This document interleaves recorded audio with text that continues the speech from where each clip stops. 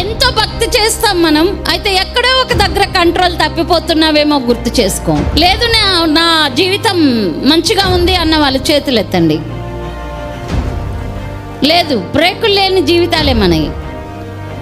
అందుకే పరిశుద్ధాత్మ దేవుడు మనల్ని నడిపిస్తే మన కుటుంబాలు చాలా అందంగా ఉంటాయి, ఆనందంగా ఉంటాయి, సంతోషంగా ఉంటాయి. ఒక్కసారి పాపం కంట్రోల్ తప్పాడు, మనమైతే రోజుకు 10 సార్లు. బట్ మోషే అలాంటోడు కాదు కదా, చాలా మంచి వ్యక్తి, దీనుడు, సాత్వికుడు. అంటే సాత్వికుడుగా ఉండడం చాలా మంచిది.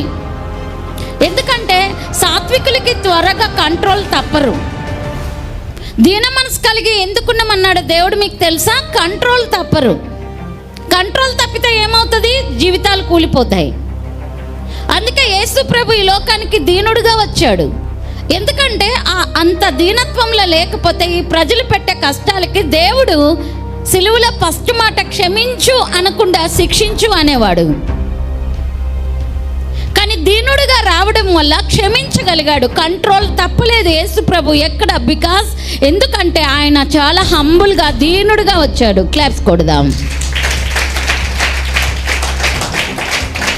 నువ్వు దీన మనసు కలిగి ఉన్నన్ని రోజులు, తగ్గింపు కలిగి ఉన్నన్ని రోజులు కంట్రోల్ తప్పవని చెప్పు నీ పక్కన వాళ్ళతో. నువ్వు కంట్రోల్ తప్పవని చెప్పు, నువ్వు కంట్రోల్ తప్పవని చెప్పు. హల్లెలూయా.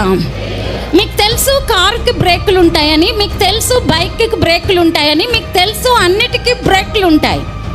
బట్ మనిషి జీవితానికి కూడా బ్రేక్ ఉంది, అదే దీన మనసు. క్లాప్స్ కొట్టి దేవుని మహిమపరదా. మనిషి జీవితాన్ని బ్రేక్ చేయగలిగింది ఏంటో తెలుసా? దీన మనస్సు. అందుకే దేవుడు అన్నాడు తగ్గించుకొని బ్రతుకు అన్నాడు. ఒకవేళ నీలో తగ్గింపు లేదనుకో, నీలో గర్వం ఉందనుకో, నీ జీవితానికి బ్రేకులు లేనట్టు, నువ్వు ఏ రోజైనా ఫెయిల్ అయిపోతావు. అందుకే నీ పక్కన వాళ్ళకి తెలుసు, దీన మనసు కలిగి ఉండు, నీ జీవితం చక్కగా నడుస్తుంది అని చెప్పు. బ్రేకులు కలిగిన జీవితాన్ని నువ్వు కలిగి ఉండు అని చెప్పు. హల్లెలూయా. క్లాప్స్ కొట్టి దేవుని మహిమపరుద్దాం.